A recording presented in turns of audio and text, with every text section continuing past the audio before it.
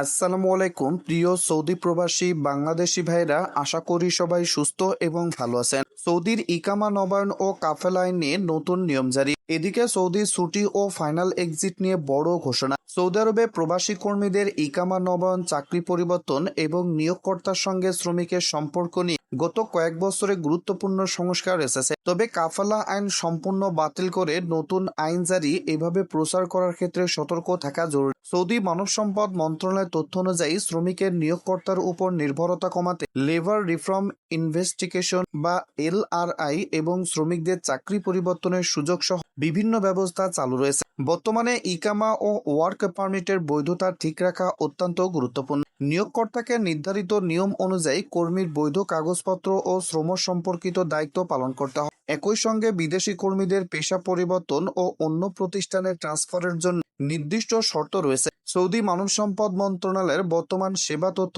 অনুযায়ী যোগ্য প্রতিষ্ঠান ও কর্মী ক্ষেত্রে প্রবাসী শ্রমিকের সার্ভিস ট্রান্সফারের ব্যবস্থা রয়েছে। নতুন ব্যবস্থার অন্যতম লক্ষ্য হলো কর্মী ও নিয়োগকর্তার সম্পর্ককে আরও বেশি চুক্তিভিত্তিক ও ডিজিটাল করা। ফলে নির্দিষ্ট শর্ত পূরণ করলে কর্মীরা চাকরি পরিবর্তন বা ট্রান্সফারের সুযোগ পেতে পারে। একই সঙ্গে শ্রমিকের অধিকার, বেতন, কর্মপরিবেশ এবং জোরপূর্বক শ্রম প্রতিরোধ সৌদি সরকার বিভিন্ন নীতিমালা গ্রহণ করেছে। তবে ইকামা স্বয়ংক্রিয়ভাবে বাতিল বা নবায়ন বন্ধ হয়ে যাবে এমন কোনো সাধারণ নিয়ম ধরে নেওয়া ঠিক নয়। প্রত্যেক কর্মীকে নিজের ইকামা, ওয়ার্ক পারমিট, চাকরি চুক্তি এবং কিউআর সরকারি প্ল্যাটফর্ম থাকা তথ্য নিয়মিত যাচাই করতে হবে। সৌদিতে থাকা বাংলাদেশি প্রবাসীদের জন্য সবচেয়ে গুরুত্বপূর্ণ বিষয় হলো কোনো গুজবের ভিত্তিতে ইকামা বাতিল, চাকরি পরিবর্তন বা ট্রান্সফারের সিদ্ধান্ত না নেওয়া। সরকারি ঘোষণা ও সংশ্লিষ্ট প্রতিষ্ঠানের অনুমোদিত তথ্য যাচাই করেই পরবর্তী পদক্ষেপ নেওয়া উচিত। এদিকে সৌদি ছুটি ও ফাইনাল এক্সিট নিয়ে বড় ঘোষণা জারি। সৌদি আরবে কর্মরত প্রবাসী শ্রমিকদের জন্য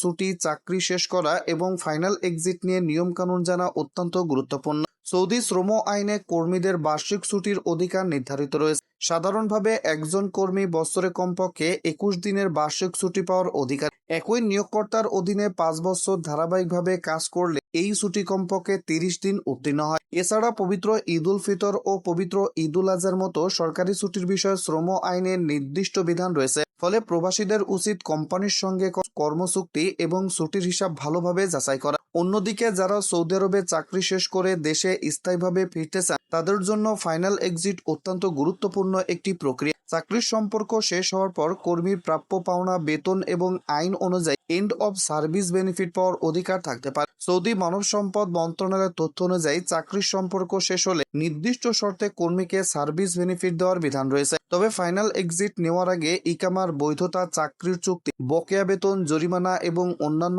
সরকারি বিষয় যাচাই করা জরুরি। ইকামা ও ওয়ার্ক পারমিট সংক্রান্ত তথ্য সঠিক থাকা প্রয়োজন, কারণ ওয়ার্ক পারমিট ইকামা নবায়নের সঙ্গে সম্পর্কিত। সবচেয়ে গুরুত্বপূর্ণ বিষয় হলো সবার জন্য নতুন ফাইনাল এক্সিট আইন বা ছুটি নিয়ে বড় পরিবর্তন এমন কোনো খবর সরকারি সূত্র নিশ্চিত না হলে সেটিকে চূড়ান্ত ঘোষণা হিসেবে প্রচার করা উচিত নয়। প্রবাসীদের সৌদি মানব সম্পদ মন্ত্রণালয় ও জাওয়াজাতের সর্বশেষ নির্দেশনা অনুসরণ করে